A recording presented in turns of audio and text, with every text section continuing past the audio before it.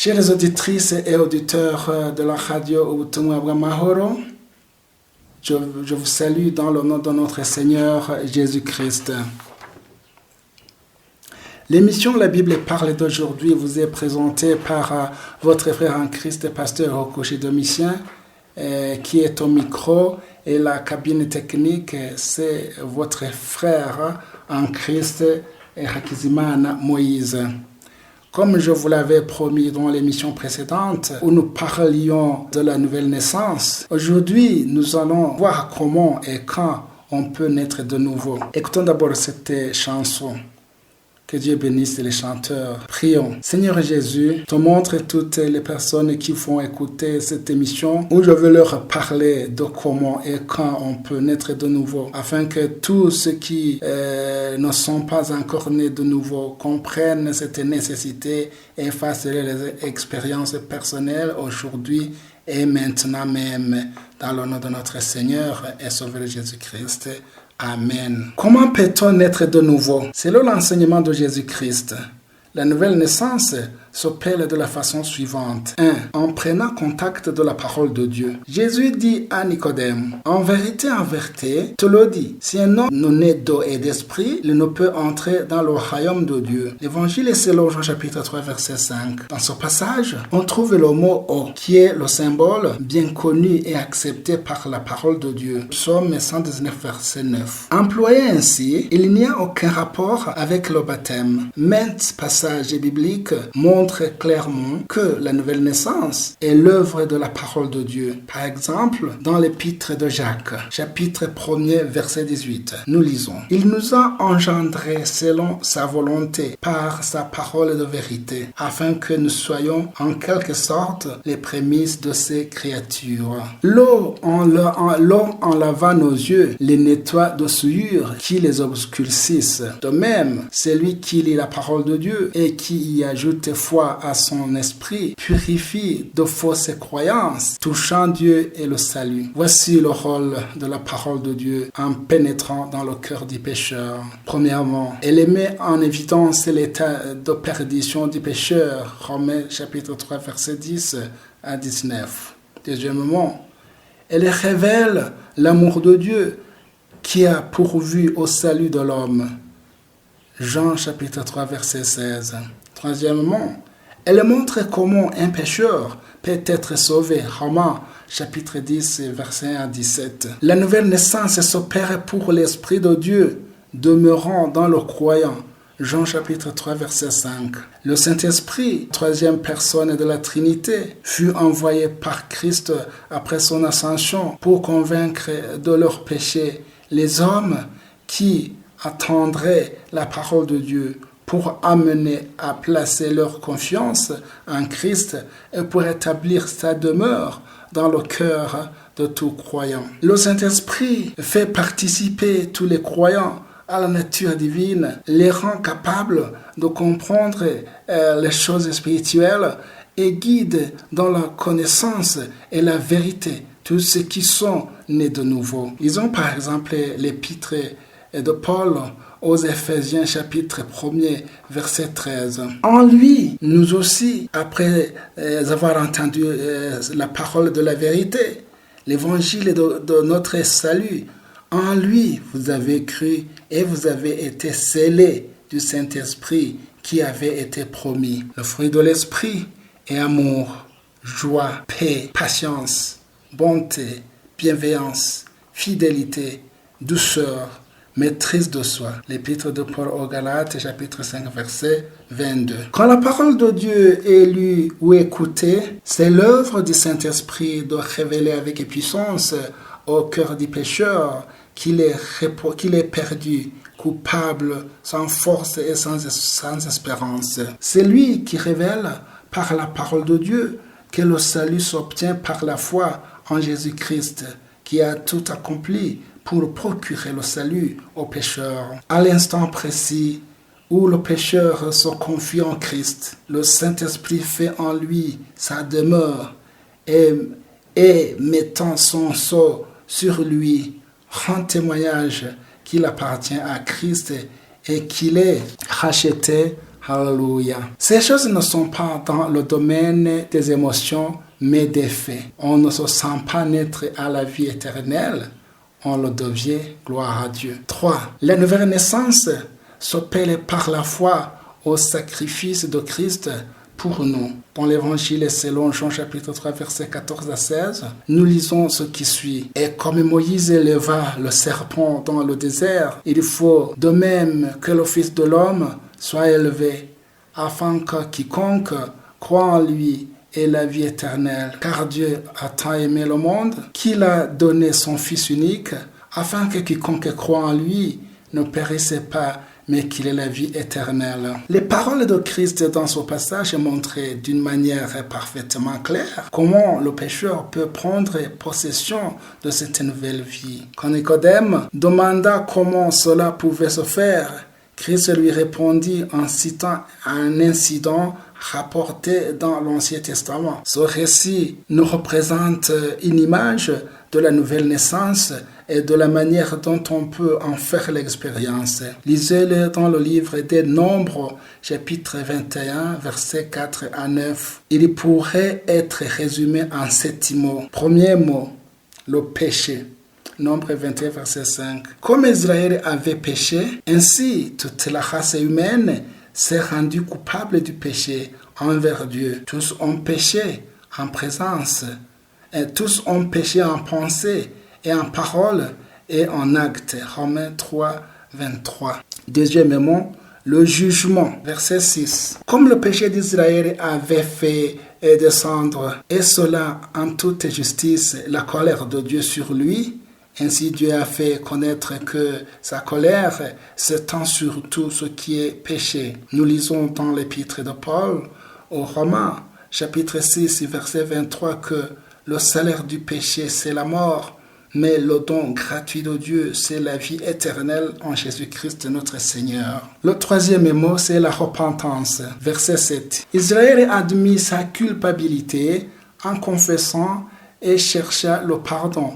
La repentance consiste en un changement d'esprit qui mène à un changement de conduite. Dieu exige la repentance du pécheur. Dans le livre des Actes,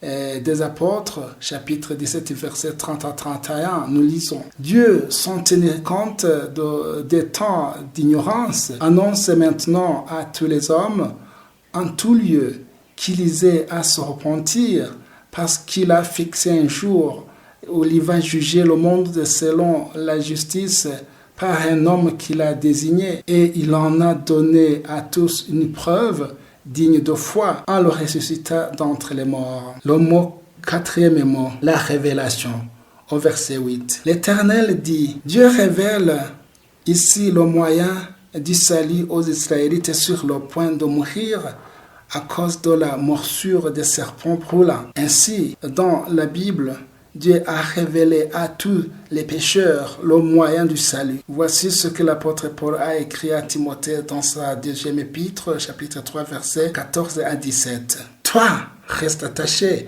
à ce que tu as appris et qui est l'objet de ta foi.